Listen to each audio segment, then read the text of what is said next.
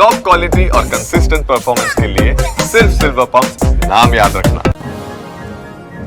સુરતની વીર નર્મદા યુનિવર્સિટીમાં પ્રવેશ પરીક્ષા ફરી વિવાદમાં કુલપતિનો સંબંધી વિદ્યાર્થી ઈડબ્લ્યુએસ કેટેગરી સાથે ક્વોલિફાય થયો. જનરલ કેટેગરીમાં ક્વોલિફાય ન થયેલ વિદ્યાર્થી ઈડબ્લ્યુએસ કેટેગરી સાથે ક્વોલિફાય થતા સવાલ ઉઠ્યા. પીએચડીની પ્રવેશ પરીક્ષાનું પરિણામ જાહેર થયા બાદ કુલપતિના આદેશથી કેટેગરી બદલાઈ. વિવાદના ડરે રાતોરાત વેબસાઇટ પર ફેરફાર કરી દેવાયા.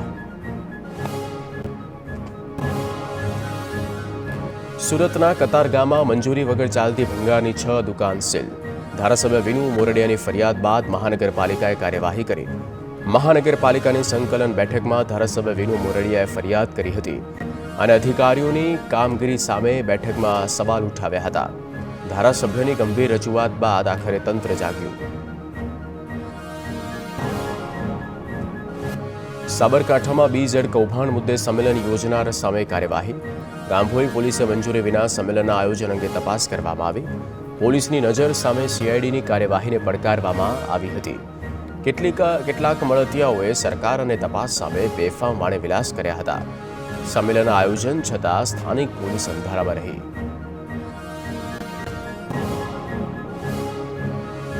સુરતમાં બોર્ડની પરીક્ષાને લઈને કલેક્ટરની બેઠક. વિદ્યાર્થીઓની સરળતા માટે પરીક્ષા કેન્દ્રોના QR કોડ તૈયાર કરાયા, જેથી પરીક્ષા કેન્દ્ર પર સરળતાથી પહોંચી શકાય. તમામ શાળાઓના નોટિસ બોર્ડ પર QR કોડ લગાવાશે. વાલીઓને શાળાના વોટ્સએપ ગ્રુપથી પણ QR મોકલાશે. 27 ફેબ્રુઆરીથી યોજાવાની છે બોર્ડની પરીક્ષા.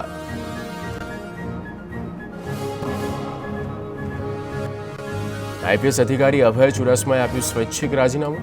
પોલીસ વિભાગમાં 36 વર્ષની નોકરી બાદ સ્વેચ્છા રાજીનામું સોંપ્યું. હજુ સુધી રાજ્ય સરકારે રાજીનામું મંજૂર નથી કર્યું. હાલ એડિશનલ ડીજીપી તરીકે ગુજરાત પોલીસમાં બજાવે છે ફરજ. વય નિવૃત્તિના 7 મહિના પહેલા જ રાજીનામું આપ્યું.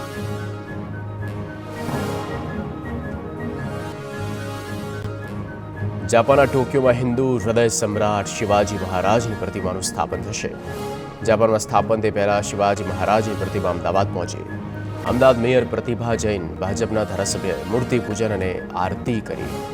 મહારાષ્ટ્રના અલગ અલગ 11 કિલ્લામાંથી માટી લઈ જાપાનમાં સ્ટ્રક્ચર તૈયાર કરવામાં આવ્યું.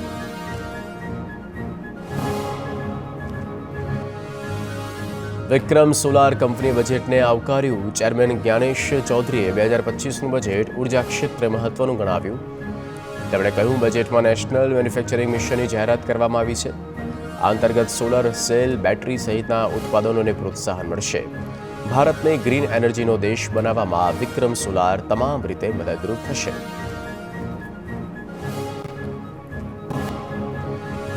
વડોદરા મિયા ગામ ખાતે પાંજરાપોળમાં પશુઓને રસથાળ પીરસાયો.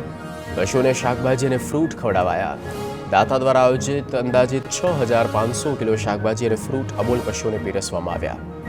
2100 જેટલા પશુઓને રસથાળ પીરસવામાં આવ્યો.